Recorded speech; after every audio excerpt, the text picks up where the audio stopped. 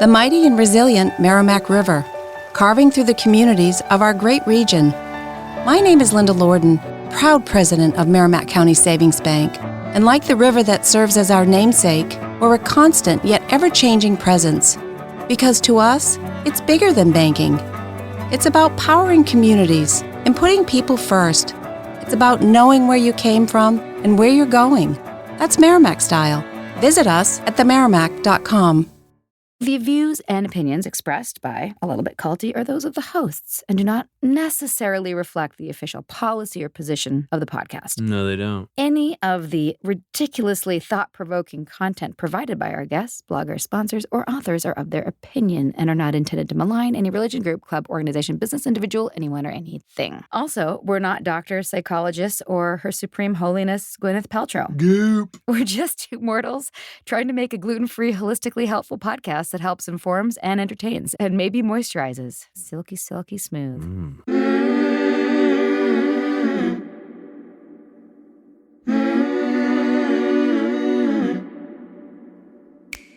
Hey, everybody. Sarah Edmondson here. And I'm Anthony Ames, a.k.a. Nippy, Sarah's husband, and you're listening to A Little Bit Culty, a.k.a. ALBC, a podcast about what happens when devotion goes to the dark side. We've been there and back again. A little about us. True story. We met and fell in love in a cult. And then we woke up and got the hell out of Dodge. And the whole thing was captured in the HBO docuseries The Vow, now in its second season. I also wrote about our experience in my memoir, Scarred, the true story of how I escaped NXIVM, the cult that bound my life. Look at us, a couple of married podcasters who just happen to have a weekly date night where we interview experts and advocates in things like cult awareness and mind control.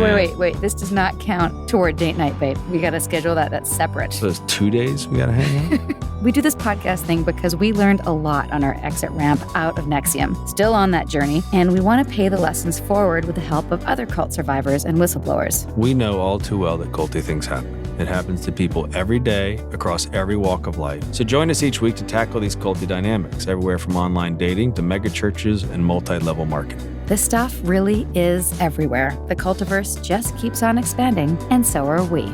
Welcome to Season 5 of A Little Bit Culty, serving cult content and word salads weekly on your favorite podcast platforms. Learn more at alittlebitculty.com. Sinking down to the depths of the ocean, hanging on to the wind of my love. If I let go of it all, I could leave, but I know I won't. Hello, everybody. Welcome back to this week's episode of A Little Bit Culty. This will be breaking news for us and a little bit dated by the time you hear it because this is on a 2-week delay, but good news. Anthony, want to deliver it? The Rule 33 motion Which is? for Keith to appeal has been chucked. And Why? it won't even make it to the court because Cammie said basically those pictures of me taken when I was 15 years old, and it's kind of all you need to do. So for those who aren't following the drama of Keith Raniere trying to get out of 120 years in jail plus 5 years probation, he's basically appealing and he's saying there was FBI tampering and that they took the camera and they changed the date so that it doesn't prove that Cammie was underage, blah, blah, blah. So Everything that they got Claire's lawyers paid Alan Dershowitz to do and all that stuff, all that hype. I think the other lawyer was Kuiper, whatever that guy was. The gist of it is all that hot air is over. she's basically saying that, no, those pictures were of me and the FBI didn't tamper because why would they need to? Why would they need to tamper when she can prove it herself? Right. So there you go. Yeah. There you go. Wasn't really worried. You weren't worried? I mean, I wasn't even following it. Well, you know, the fact is that ever since the beginning, I do know that he's a slippery little fuck nugget, and I just didn't know what he was willing to do to avoid responsibility and find some loophole. But that's his only play. That's You're true. in a jail cell. What else are you going to do? What else are you going to do? Right? It's a Hail Mary. It is a Hail Mary. And here's my segue. He was held accountable. The person involved in the case we're talking about today was not held accountable and is out roaming the streets today. And you know what? That chaps my ass. Yeah, we're going to kick this off with a little ass chapping. I'm going to kick it off. I'm going to put it in the intro. My ass is chapped. This exists. And that perpetrators such as the scumbag in our guest today case is still walking this earth. It's the theme of all this stuff that like the apparatus that are set up to protect the people oftentimes end up protecting the perpetrator. Yep. So in our case, we got lucky. Our guest today, Because it was high profile. high profile. This was not high profile, but maybe it's starting to be. Hopefully this podcast will shine some light. And thank you to our guest, Rebecca Bender, who grew up in a very small town in Northern Oregon. She played varsity sports, made high school honor roll. She would have started college a year early, but she got pregnant. Most of her friends went on to college and did what single people do, while Rebecca stayed home, a first-time young single mom to a new baby girl. She was a little ostracized and a lot lonely. I couldn't imagine having a child At in age college 17. at age 17, 18. And then she fell in love, kind of. She followed that knight in shining armor to Las Vegas, only to be sold among 3 human traffickers. She was branded. She was thrown in jail, hospitalized multiple times, and her face broken in 5 different places. However, she was not kidnapped, and there was no duct tape involved or dirty mattresses in basements, but there was a dark sisterhood and bonding with abusers and a false sense of belonging. Sound familiar? Sound a little bit culty? Eventually, thank goodness, Rebecca got out. Now she's a mentor / survivor / expert, flipping the script on those who lead the fight to eradicate human trafficking. She elevates survivors and she equips them with job skills they need after escape. And as an internationally recognized subject matter expert who understands from the inside out what human trafficking looks like and how to stop it, she leads government agencies and NGOs to spot this stuff before it gets any worse. Talk about turning a negative into a positive. Rebecca joins us today to share more about what she experienced in Las Vegas, how she got out, how she turned a personal nightmare into a relentless source of power to thwart this modern-day slavery happening right beneath our noses. Please enjoy our riveting conversation with Rebecca Bender.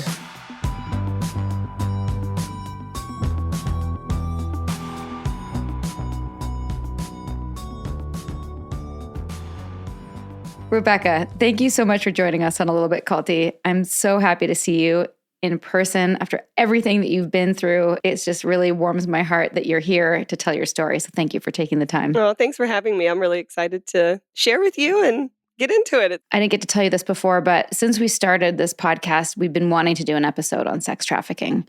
And I truthfully did not know that much about it. And I learned a lot from hearing you do other interviews and hearing your story. And I really think it's important for our audience. There's obviously a big overlap with cultic abuse. I'd love to hear like the cliff notes of your stories, whatever you feel comfortable sharing, with an emphasis on like what you've learned and how you're healing. Yeah. I was so excited when we got to connect because I think one of the biggest questions I get all the time with being a survivor of human trafficking, which I'll share, like you said, cliff notes of my story in just a minute. But one of the things that people ask all the time is like, why didn't you just run? And my answer generally is, well, I did run. That's why I'm standing here today, 1.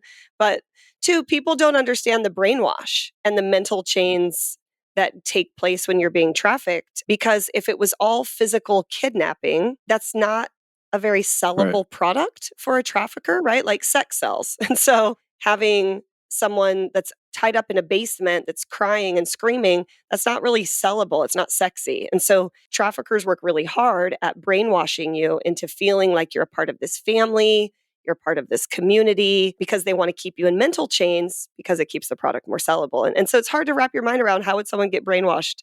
How do you join a group that makes you feel all the things that cults do? It's really bizarre, but that is what happens in human trafficking. The term that's emerged in our travels has been coercive control. I think, just in listening to your story and other episodes and other podcasts, I think the coercive control is the main precursor and the main thing that really, I think people generally need an overall education about what it looks like and sounds like. Yeah. To legally define trafficking in the U.S. is the use of force, fraud, or coercion. Mm-hmm. So, that consistent coercive tactics that are employed by traffickers, threats of harm, making you feel like you're going crazy, gaslighting, taking things that really mean something to you and holding it hostage in order to keep you in compliance. And the other thing people don't think of is the rewards. I mean, that's how you train people, pets, potty training, right? Is like you reward people for cooperation. And I think we don't realize that with trafficking. We think, well, if she's enjoying the car he bought her, then maybe she wants to be there. And it's like, well, maybe that was a reward for cooperation, which is actually fueling the coercive brainwash that's taking place. So helping understand how that works with your mindset, it makes it easier to be empathetic, why it's hard to sometimes just walk away. For sure. And obviously, you didn't know any of this when you were 19 when you met your trafficker. No. Can you give us a little bit of the background of what was going on for you in your life when he came into the picture and swept you off your feet? I mean, I grew up, typical kind of normal small town kid. I grew up in a little lumber farm town. My dad pulled green chain at the local lumber mill. We were just a small town blue collar family. Wouldn't have been put in an at-risk youth category, though my parents divorced when I was 9, and it was a really ugly divorce. A lot of fighting, a lot of drinking. And so there were some vulnerabilities that took place from about 9 to 13. My mom, she was involved in the domestic violence. So I was predisposed to violence in the home. And then we moved to the big city of Grants Pass, 37,000 people. So it felt like a big out from my little small farm town. And my mom was a single mom. And so I learned that if I just said yes to everything, I wouldn't have to be alone. And that can be a real toxic environment for a kid going into high school to just kind of have no boundaries, right? Yes to every party, every sporting event, every activity, every boy, just whatever, to not be alone. And that created some experiences that, again, kind of desensitized me culturally to just not be so shocked when things might be happening around me because I'd already done it or seen it. And at the root, it was this vulnerability of feeling really all by myself with no parents around, and you're just kind of raising yourself. But that was the extent of it. And I graduated high school a year early at 17, my junior year. I had enough credits, and then I got pregnant. And I had been accepted into Oregon State University, had my dorm room assigned, and I gave up my dorm room and stayed in my small town and had my daughter and went to community college. And that's when, after having the baby, my friends moved out of the dorm and into an apartment and invited me to move up with them. And I thought, this is it. I'm going to get out of my small town. I'm going to go off to this college city and have fun and kind of try to figure out life. And when I got there as a single mom with a baby, it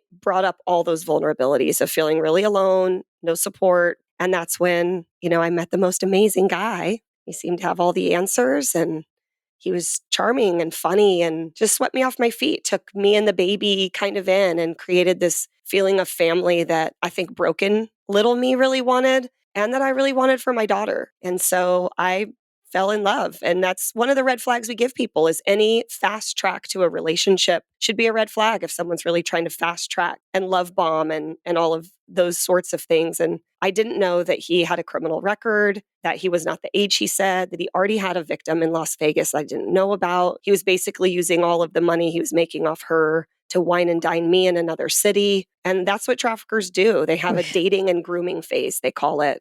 I just didn't know the red flags back then. I was taught trafficking was kidnapped kids in foreign countries. And I didn't understand that I was involving myself in a really dangerous situation. I just didn't know. Now, did he target you? Oh, for sure. It's a college town. And 24 years ago, young people with babies were not that common 24 years ago. We see a lot more single moms going to college nowadays, but 24 years ago, it was very rare. So I do think he targeted me. So it's a case where he comes from Las Vegas up to, was it Oregon or Oregon State? So I lived in Eugene, Oregon at the time, which is where U of O is. He said that he lived in Portland, Oregon, and we went up to his condo up there in Lake Oswego. And he told me that he worked in the music industry, that he was a producer manager. And we went to a couple concerts on what I thought was like date nights, and we were backstage. It's feeling like normal, but you don't know at that age what to ask or to listen in intently when you're back. That's just not what you're doing as a young kid at a concert. So it seemed believable. And then he told me that his job was relocating him to Las Vegas. And so I begged to go. It wasn't this kidnapping scene. I heard that in an interview that he actually used reverse psychology on you and said, I don't think you should come because it's not a place for families. Yeah.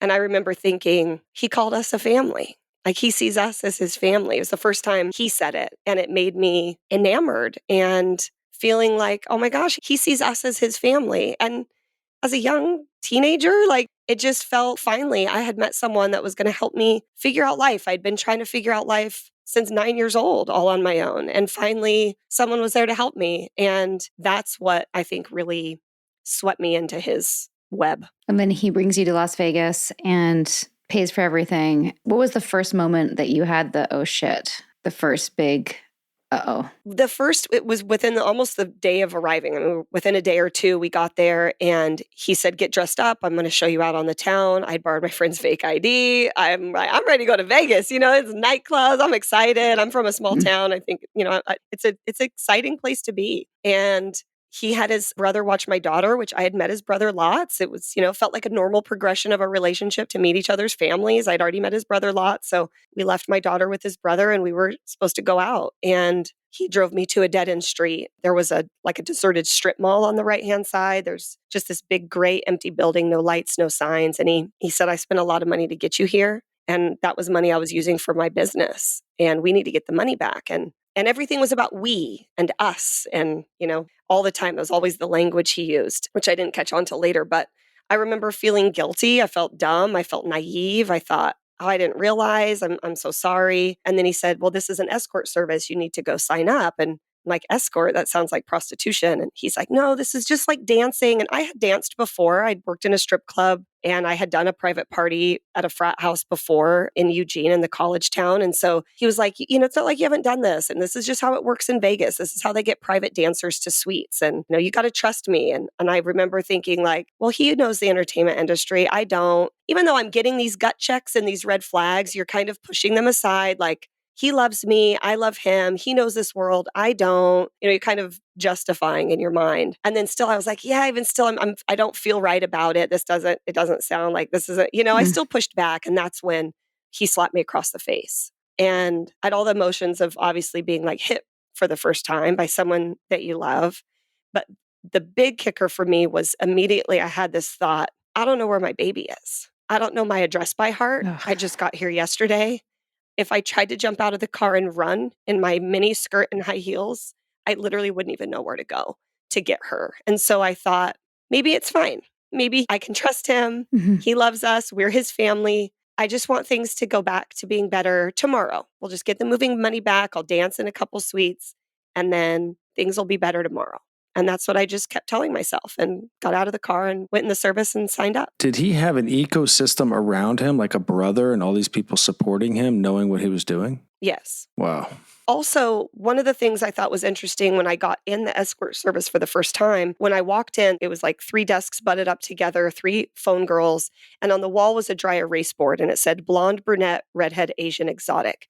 And under those categories were names like Bambi, Sasha, Ivy. And so I'm like, oh, it's like a strip, it is like a strip club. So you're thinking every step I took, it felt like, oh, okay, maybe I can believe him. And you know what I mean? So it's like every little step, like, okay, maybe it is just dancing. And then the one phone girl, she took out paperwork for me to sign and I was checking all the boxes and, you're pretending to read them like you would in like a medical office.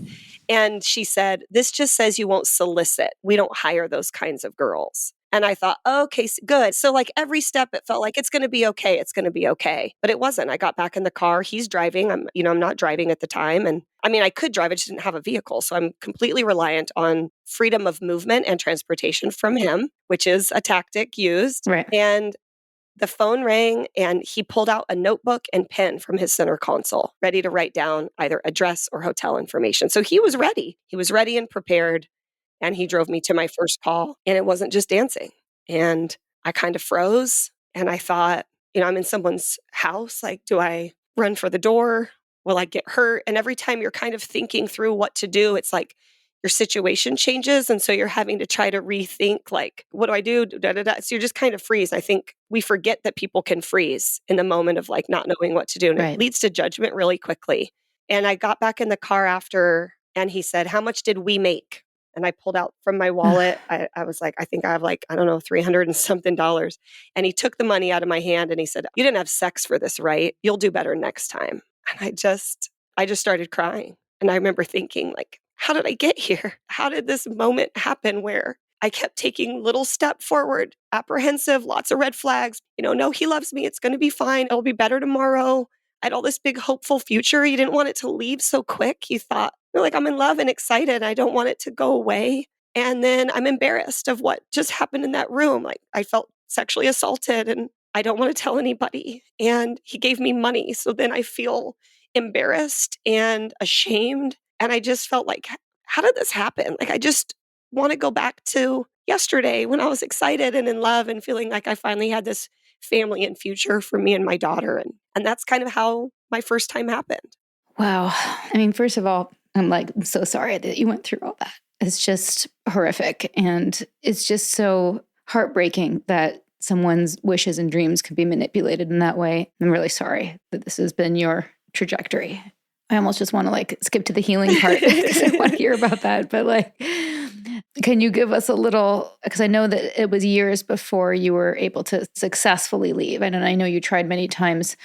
So that was the first. I know since you've left, you've learned a lot and made a lot of parallels between cultic stuff, cultic abuse and your situation. So like we talked about love bombing and, him being the authority and controlling your movement and making you dependent and all of those things. What were some of the other things that happened along the way? Yeah, eventually I was brought into a home of women that became like my family. And you would call it your family, and you'd call them your sisters or your wife-in-laws, was another phrase we'd use. The University of Northern Colorado did a big research study that proved that domestic human trafficking fits all indicators of cult behavior, checked every single box. Wow. So over nearly 6 years, I ended up being bought, sold, traded between 3 different traffickers. The one I was with the longest was the larger crime family I had 3 wife-in-laws and my daughter, and then there was another little boy in the home. So 4 women, 2 children, and our trafficker. And we all, kind of shared one big house eventually. We were in separate houses in the beginning, and then we were in one bigger home. And I felt more like a polygamist where we were like celebrating anniversaries together and picking up each other's children. And traffickers do this thing where they create an us and them mentality, which is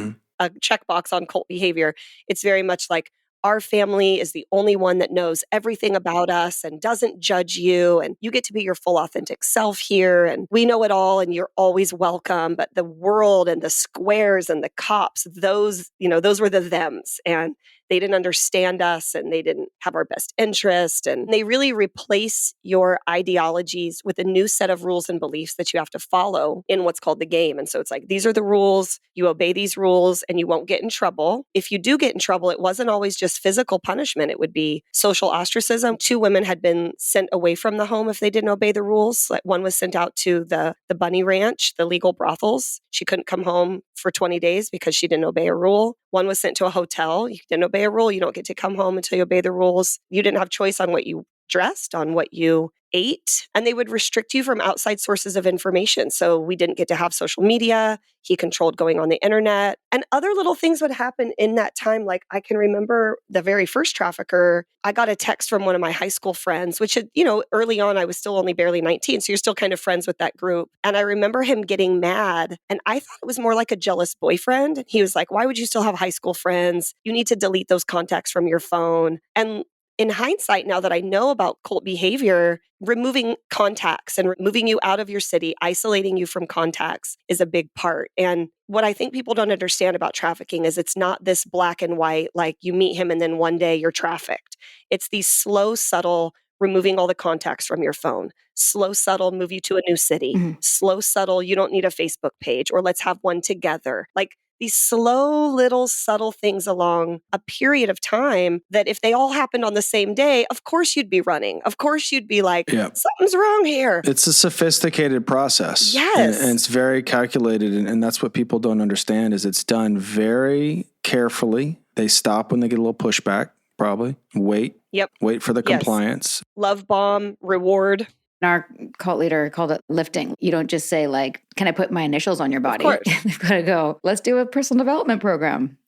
Help you with your goals. And then, lift. To draw parallels, it's how totalitarian governments do it. I can remember, so all the other girls had tattoos of his initials on their neck, on the back of their neck. And when I got there, I can remember probably after maybe a month or 2, we were laying in bed cuddling, and he would trace his initials with his finger on the back of my neck.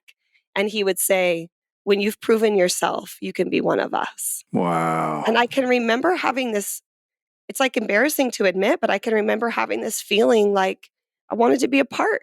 I wanted to be a part of this family that had each other's back and looked out for each other and contributed to the community pot to make sure we all would get out of this with something, that it wouldn't all be for nothing. And it felt really inviting to have a community that was going to help you figure it out and make sure you got out with something. And no one else was doing that for me but them.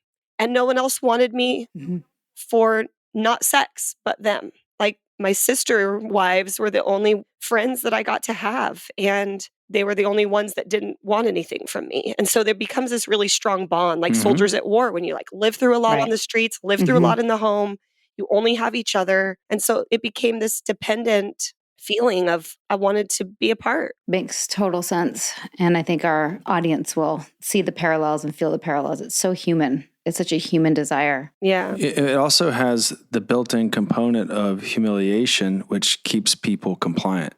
It's one thing I've noticed in all these things is people are so embarrassed that they don't want to come out and tell their story because number one, you went through trauma, Yeah. which is hard enough as it is. That's a real, very real thing, physically, emotionally, intellectually, all that stuff. And then you want to go share with people that you went through that trauma and then have everyone know about it. So those are two components that keep you somewhat compliant. And that's what makes what you're doing so brave and so important. Absolutely. Because every time you tell the story and every time someone hears it, it gives them the courage to go do it as well. He would also do little things like at Christmas time, he would buy us all like a plane ticket home to go see our families. And then the day before our flights, he would pick a random fight about anything and physically abuse us. So we would have like a black or blue eye. And so you would cancel your flight home because you don't want your family to see you like that. And after about, I think, year 3, I can remember kind of coming to the other women and being like, "Psst, hey, are we noticing a pattern? He always buys us a flight home, but then he always picks a fight." Like, I think to him, it's worth the loss of a plane ticket to make us think that we were going to get to see our family. And that year I went home anyway. I had like a purple bruise on my face. Good for you. I went home anyway. And that's when my family started asking questions like, are you in domestic violence? Can we come up with a safe word and escape plan? My grandma even tried to hand me $200 and say, if you need to run. Like everyone knew something was wrong, but I just don't think anyone thought trafficking. They just thought, are you being beaten at home? Like what's going on with your boyfriend? This is the golden age of cult recovery. The more we speak up and share our stories, the more we realize we are not alone. Your voice and your story can empower others. This is Sarah, and I'm proud to be a founding collaborator of the #IGotOut movement. Learn more at igotout.org.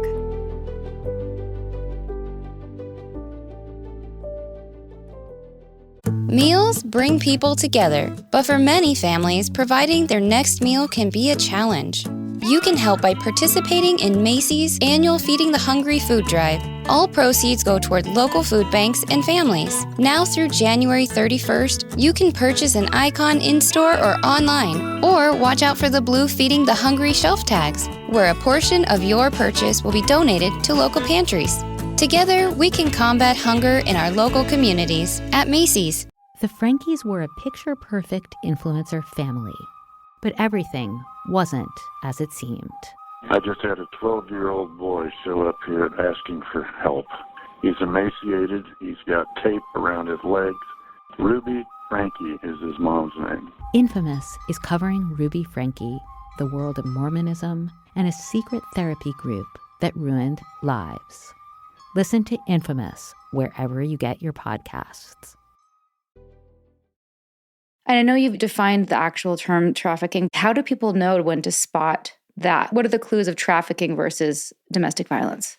That's a great question. And one thing I say to people, it's like, how do you spot an alcoholic? How do you spot domestic violence in a grocery store? Like, you're probably not, to be very honest. Like, it's not going to you're going to see one person one time and there's some big red flag you can see. But what is important is that people that are intimately involved in those people's lives, they are seeing things. Just like I would know if my dad was drinking a lot, right? I would see that. Maybe the grocery store cashier wouldn't, but I would. And so the signs that we encourage people to look for with those that are in their lives, it's a real easy equation. We say abuse plus money is going to be trafficking. The monetary component has to be there for trafficking. So if you're seeing frequent trips out of town, suddenly fancy car, clothes or jewelry or designer bags that you know that maybe the job they tell you they have couldn't probably afford or budget. And then any signs of abuse, right?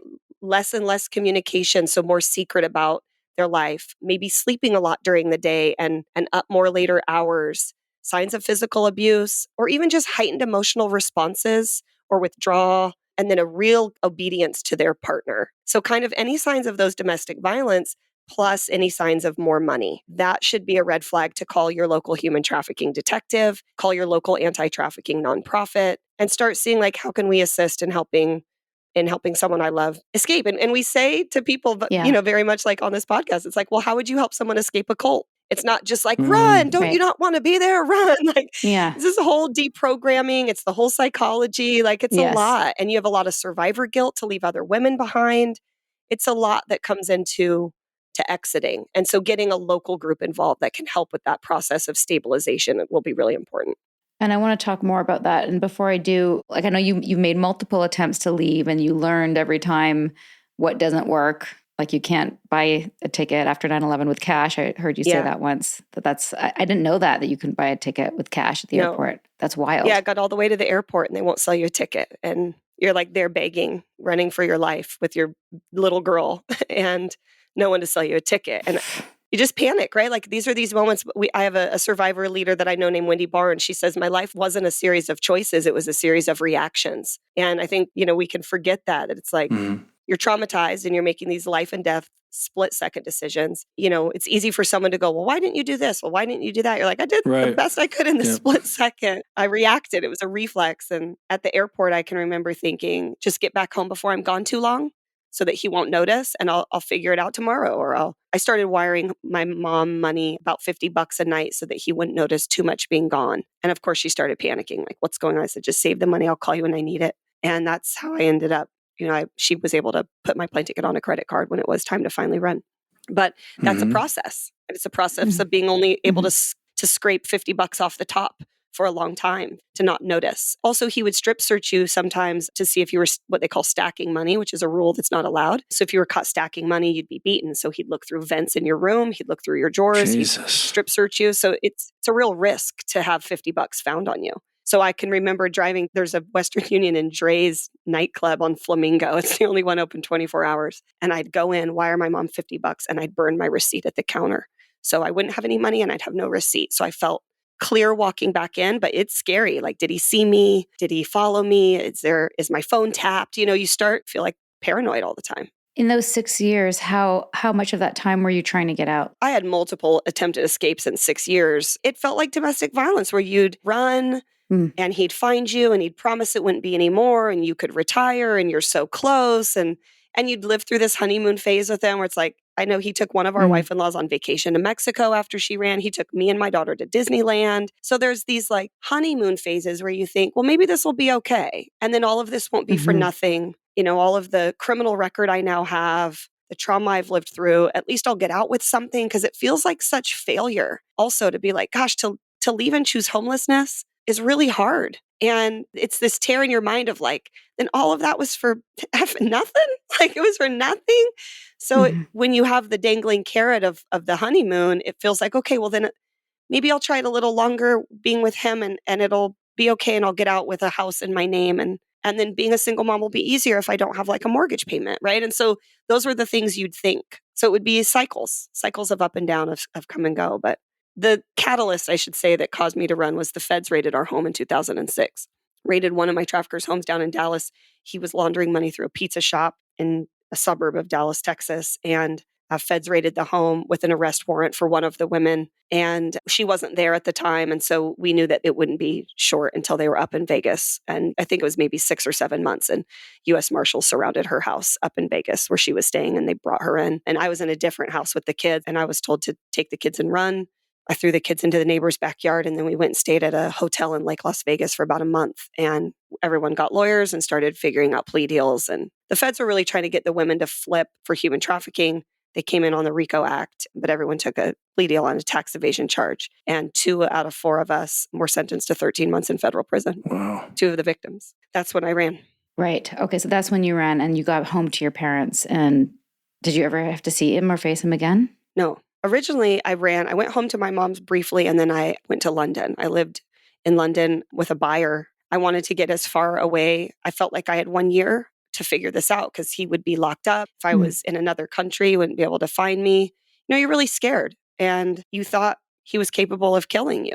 And so you're afraid. And he knows where I lived in Oregon. He had already shown up there once when I ran, one time before. He showed up to my... So like, there's a lot of fear. I never recommend, I call it my Richard Gere year, because I thought maybe Pretty Woman was real. And I went and lived in London for a year, but it was there that I got to sleep and eat. And I wasn't looking over my shoulder every day. And so why I don't recommend it, it was definitely a year where I felt like I could let the dust settle. and breathe again for a minute to kind of figure out my next step. And then I went back to Oregon, came back to the US in February of 2009 and started life over with nothing. Right. And tell us about picking up the pieces. What was that stage like? It was hard. I think it was one of the hardest because you're right back to the same vulnerabilities that got you trafficked in the first place. I'm back to being a single mom trying to figure it out and go to school and live in poverty. But now it's compounded with 6 years of huge amounts of trauma, PTSD, night terrors, triggers, criminal record, huge gap in job history. Like it's worse than the first, And poverty isn't freedom. And living on government housing and food stamps and, walking to and from work or riding the bus. It's just like, it's hard to figure a way out. And I can remember, I got a minimum wage job at somewhere that I knew wouldn't do background checks because they hired felons. And so I got a job there and it was a great first job for me.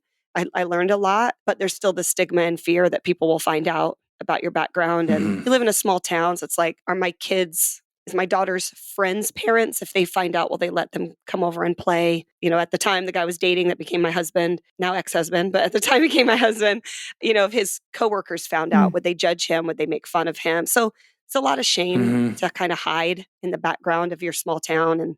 And then one day it kind of had this moment of like, how can I sit here and do nothing when I know what it's like to be more afraid to go home than I was to get in the car with a stranger? And that really hit me, like home should be your safe place where you can come home and let your hair down and unwind and relax and feel safe, to be more afraid to go home, to rather be out on a street corner.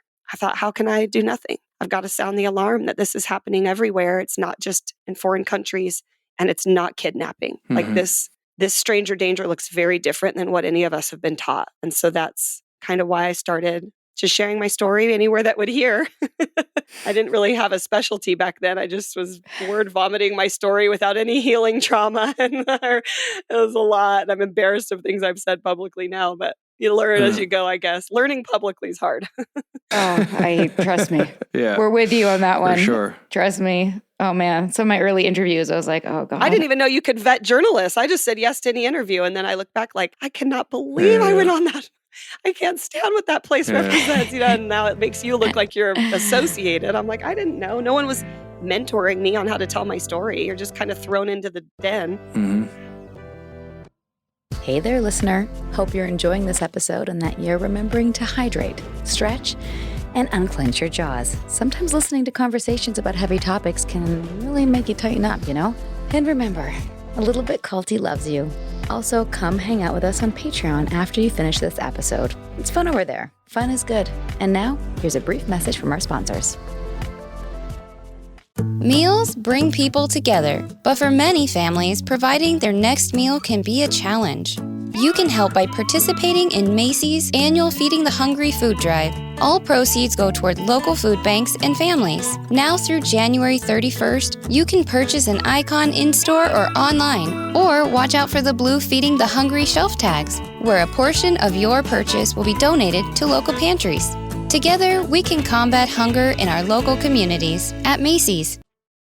We have talked about that on this podcast. Like, I can't take on something else right now, but I would love to be like a firm or PR or something that helps survivors like get out there and manage this, their book deals or their PR requests, because I mean, it's a lot to manage. There's some vultures out there too. And there's vultures. Everybody wants a piece, and it's just as freaking sensational and objectifying in some cases. Not all of it, not all the media, but a lot of it. How did you go from there to what you're doing now in terms of the Rebecca Bender Institute and the Elevate Institute? Like, how did you become such an advocate for survivors? I just started sharing my story anywhere I would hear. And then I can remember being invited to an event in Washington, D.C., and there was a phenomenal survivor speaker there named Shamir McKenzie. And when she told her story, she had such this like call to action and solutions. And as I sat through different workshops at that conference, I could feel myself just soaking up this information of like, wait, there's policy reform and demand reduction and prevention methods and screening tools and stabilization centers. And I thought, I didn't even know this existed. Like, I didn't know there were thousands of advocates in the world that were like fighting for girls like me. No one told us. I just had this like, I want to do this. I want to be a part. I want to figure out my lane and my specialty and then use my story to have a call to action like I was seeing kind of in front of me. And so I wrote out my timeline on a piece of paper and I saw some common themes, which a lot was arrest. I'd gone to jail a lot. And then I had this federal case from the RICO Act. So I thought I could put together a few case studies and do what I saw other people doing in workshops. And so I tried it and it just kind of blew up. And now year to date, we've trained well over 115,000 law enforcement agents, undercover cops, police academies, FBI, Secret Service. I work ops. I do investigations and trials now. And at the time, I didn't know this is where it would lead, but I just kind of kept going through each door that opened. And as I did that, other survivors started reaching out and saying, how did you do that? Like, how did you take your story and find a theme and then create a company? And what did you charge? And what are taxes like? And, our traffickers aren't teaching us this.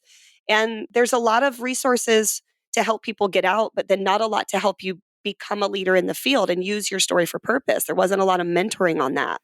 At the time, I was finishing my degree online, and I thought one day if I can get a master's online, I could mentor online. And so I replicated what my university was doing, got the technology, wrote a 16-week curriculum, and I launched Elevate Academy. We started with just 5, and now we have 1,300 students in 600 U.S. cities and 17 countries. And That's awesome. I'm just shocked. Like I'm shocked that we can help survivors find seats at the table in their communities and help them find a specialty and be a voice to make change, because you want to feel like everything you lived for matters, that it wasn't for nothing. That same feeling like if I leave, all of it's for nothing. No, if you leave, you can build something that's for purpose. You can make significant change and you can get it all back and it will have meaning and it will have power. So that's what we really are kind of helping people do today. That's amazing. That's so amazing. Everyone in the school is a survivor of sex trafficking or labor trafficking. Yeah, labor or sex. But we also see a lot of labor trafficking survivors, those in agriculture or domestic servitude, can oftentimes be sexually assaulted by the men in those communities. So you do see some overlap, but the general element of monetary exchange either is the labor or the sex. And when you talk about this, what's the biggest misconception that you see from the public? I just think all the conspiracy theories are so radical and extreme that are not accurate. It's doing a disservice because it's continuing to fuel a misconception that doesn't exist, which means we're going to keep not finding victims if we're looking for the wrong thing. And more than anything, as a survivor of trafficking, I grew up in the same communities as all of you.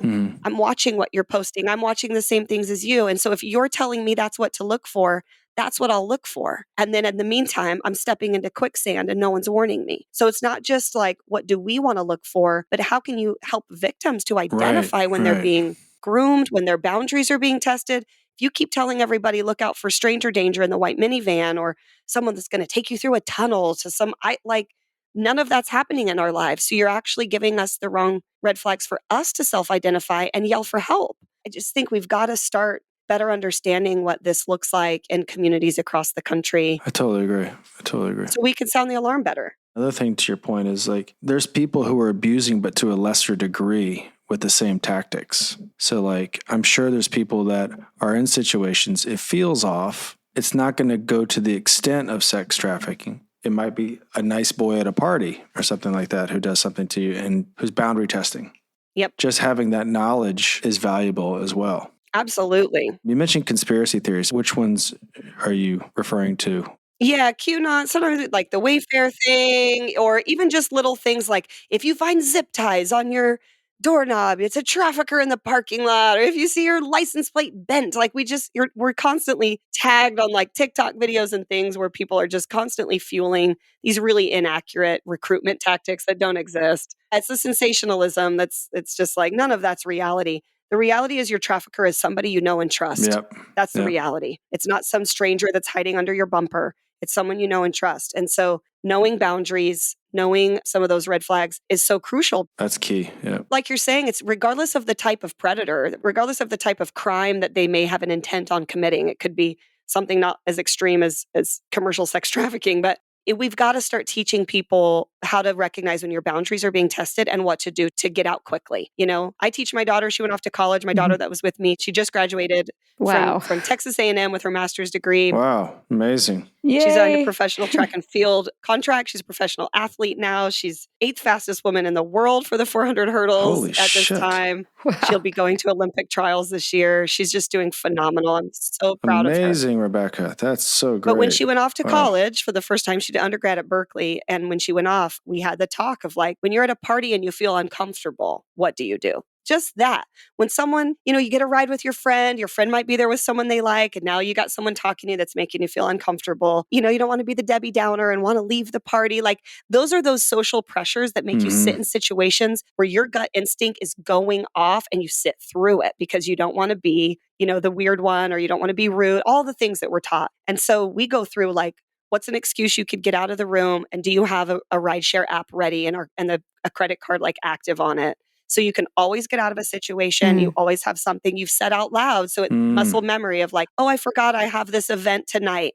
Oh, I forgot I was supposed to pick up my mom. Call your rideshare and get out. If you feel uncomfortable, just get out now. Don't wait for them to sweet talk you and love bomb you. Get out quickly. Let's pull that line in the sand back a lot closer. If you can leave a couple nuggets with our audience of like what parents could tell their kids and things like that in terms of some, you're totally right, by the way, about the white van. And like, that's what I learned in the 80s. Someone trying to show you his pet bunny. Puppy in a Don't candy. go look. Call for mom. Yeah. And we should always teach stranger danger. Like, of course, no one's minimizing not teaching stranger danger. But we know that predators are getting more savvy with their tactics. And so we've got to teach all of those tactics, not just one. Some things I would encourage people to teach their kids when it comes to just being careful for predators. Again, not everything might be sex trafficking, but there's a lot of online image-based abuse right now. It's what's known as CSAM, commercial sexual abuse material. Used to be called child pornography. They've kind of outdated term. We don't use that as much anymore. But that's really rampant online with everything in our world. Image-based abuse is huge. And so we encourage people to teach their children, especially those in like middle school age where gaming is really big. Teach your kids that a stranger danger moment is if you're on a gaming app with somebody and they want to switch talking to a new app. Most games for kids don't allow the exchange of images in their chat rooms. They protect children that way. Predators know that. So they'll pretend to be a kid. They'll gain your trust and your child will think they're talking to another friend. And then suddenly they want to take the chat to a different app. That should be a stranger danger moment you teach your kids to run in and tell mom. Because at some point they're going to want to exchange photos. That's the intent of trying to get them off the game to chat on a different app so they can finally exchange photos. And so we've had a couple times where my kids have ran in like, Mom, someone's trying to get me to chat on a different app. I'm like, let me see. My daughter, don't worry, I blocked and reported. I'm like, well, I would really like the handle so we can investigate next time, but good job. So those are some things we want to, teach younger kids about, is just the dangers of online safety. And social media is such a recruitment tactic. We have cases all the time where traffickers are sending out recruitment DMs to people online. And oftentimes it's coming from other women. They're going to use a girl in their stable to recruit another woman. It's not as much of a red flag if a girl reaches out and is like, girl, I love your outfit. You look so great. Where are you from? It doesn't send as many red flags as if a guy is sending that. So they will use other women. Be careful, be thoughtful, be smart, be safe, ask questions, do some research, be careful for signs of grooming. If they're pushing your boundaries, if they're trying to isolate you from family and friends, offering trips out of town, not having a job anyone can visit or verify, attempt to fast track a relationship. Those are all signs that altogether should be a concern for you to look into who these people are. That's so helpful. Technology changed so much with COVID, every industry, including sex trafficking. I mean, we saw a rampant increase of porn made by traffickers. And so it's really hard because you don't know if what you're seeing on a screen, if someone's there by choice, force, or circumstance. You just don't know as a viewer. And we have cases where women have been forced to have OnlyFans accounts to the point of, we have a case, right? It's been all over the news where the trafficker ended up murdering her daughter for OnlyFans videos. Oh, fuck. What are we doing? What are we doing? This is crazy. So it's like technology has changed. It's put so much online. And now you just don't know. And that's the scary part, is what are we engaging and fueling as a society too? Like, where is our responsibility? I don't have the answers. I'm just like, I don't know. But I feel bad for the people that don't have choice, that are being forced. And we can't sift through it all to figure it out. It's so important that you're leading this work, and especially with educating people in law enforcement and FBI. That was definitely something that we struggled with at the beginning. We still struggle with. Yeah. But I feel like things are changing, with like Cosby and Epstein and Weinstein. And like there's just a groundswell of new understanding. People are on call. Absolutely. They're on notice. Yeah. And we're getting a lot more like trauma-informed interviewing research for really specialized detectives.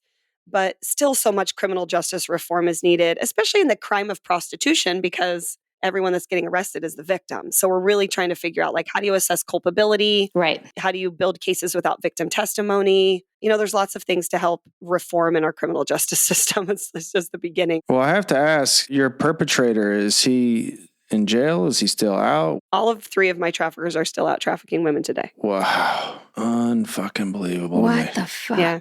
They went back to the industry. Yeah. Well, the only one that went to jail was the guy that did tax evasion. The other 2 never went to jail.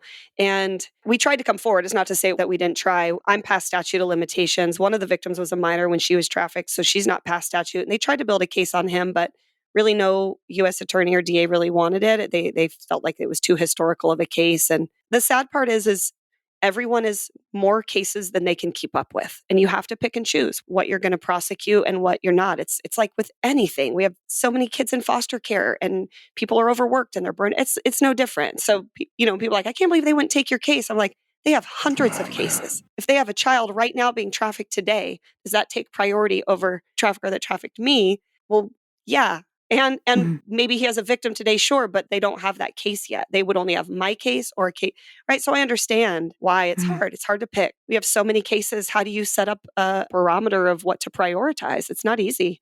Right. No. Is there any chance in going the other way and going through the buyers? I mean, there are always buyer-targeted operations all the time, for sure. In terms of my case, it wouldn't put my trafficker in jail. It would potentially put some buyers in jail. We'd have more names out, but I'm not there yet. Damn. That's so infuriating. We need reform. Lots of work to be done. There's so many ways for people to get involved. Our audience does like to get involved. Okay, yeah, tell us everything. Rebecca Bender Initiative. You can even just go RebeccaBender.org. And we have a great free e-course on finding your lane to identify. There's 10 ways to fight kind of trafficking, whether it's prevention for kids at risk, policy reform, demand reduction, stabilization centers, job readiness. There's so many ways. And sometimes you might find one that you're more interested in than others. And so encourage people to go check that out. We have lots of resources online, lots of links to documentaries and books and e-courses. But you can also follow us on social media. I'm Rebecca Bender. We're always putting out new content all the time on there. And we'd love for people to partner with us. We need monthly partners like any nonprofit, $50 a month for a year. Will radically help us put survivors through school and reform operations in your city. So anytime we can have people join us, we would obviously be so grateful for any resource, time, energy, money, time, talent, treasure. We're so grateful for anyone that wants to help join the fight. I guarantee you there's going to be some people from the A Little Bit Culty listenership jumping in. I also would love to connect you with a soon-to-be nonprofit, #IGotOut. I'm not sure if you're familiar I love that. What they're up to. No, I can't wait to learn more. And also, can I add your website to my resource page? Oh, please. I'd be so honored. For victims of sex trafficking? Yes, absolutely. Thank you. Okay, I'm going to do that. That will all be in our show notes. And also you're, I'm assuming, active on social media, yes. Instagram. Yep. I am Rebecca Bender. Yep. And your book, wherever books are sold. Amazon, mainly, Audible, all the things. I think it's so important to support people like yourself and authors in that way because it's such a reclaiming of your story. And I wish you nothing but the most success for yourself and your whole family. Oh, thank you. You guys too. This has been such an honor to join you and learn more. Thank you. Thank you. I'm honored. Rebecca, thank you so much for sharing your story. This podcast is brought to you by Citizens of Sound, a podcast production agency committed to developing and launching shows with gravity and depth. From conception to launch, Citizens will partner with you every step of the way, whether you're an actor, business owner, doctor, fitness coach, hairstylist, or influencer. Connection is the future of communication. Jump on board with Citizens of Sound today and start your show. Go to citizensofsound.com and follow them on Instagram. And trust me, it'll be a really good decision for you. What I particularly appreciate about Rebecca and a lot of the people that do what she has to do is oftentimes the humiliation that you have to go through to tell your story and to turn it into a positive is what most people are reluctant to do. And understanding that if you don't do that, it allows the perpetrators to exist. So in the case of Keith, too, probably to a much lesser degree, or I don't know, I mean, shame and humiliation, are how you handle it. And to put yourself through that in order for a higher purpose, to me, is an inspiring story and one that we should always be championing and believing. Yeah. Specifically, like what was going on as somebody who's had a similar journey, you know, getting branded and that kind of thing. Like you have to ask yourself what was going on in your head when you put yourself in that situation, right? Like in the first place, what were the first steps? Well, it wasn't her fault. No, of course not. Right? You know, no, of course not. She would never choose to do that. It happened slow increments. But what you just said, there's shame in admitting, you know, that we all missed red flags. We all said yes to things that in retrospect we shouldn't have, but we didn't know what we know now, right? There was something going on. Like for her, she was very... I mean, she felt trapped too. Yeah, but very honest in admitting that she was lonely and said yes to somebody who provided a lot of things that seemed great. And had she there's not... people that understand that about your psychology, identify it, and then pursue it predatorily. Yeah. Is that a word, predatorily? That is now. Okay. Please check out all her links in our socials, her Instagram and her Polaris project, her books, Exodus, Stop Walking in Circles, and In Pursuit of Love, One Woman's Journey from Trafficked to Triumphant. I love that title. And Roadmap to Redemption.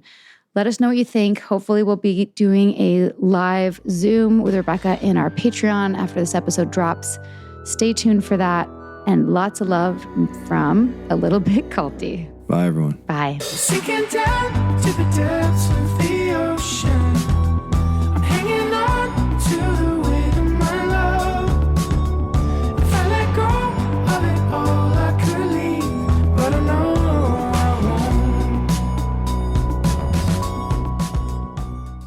Hope you liked this episode. Let's keep the conversation going and come hang out with us on Patreon, where we keep the tape rolling each week with special episodes just for Patreon subscribers and where we get deep into the weeds of unpacking every episode of The Vow. And if you're looking for our show notes or some sweet, sweet swag or official ALBC podcast merch or a list of our most recommended cult recovery resources, visit our website at alittlebitculty.com. And for more background on what brought us here, check out Sarah's page-turning memoir. It's called Scarred, the true story of how I escaped NXIVM, the cult that bound my life. It's available on Amazon, Audible, narrated by my wife, and at most bookstores. A Little Bit Culty is a Talkhouse podcast and a Trace 120 production.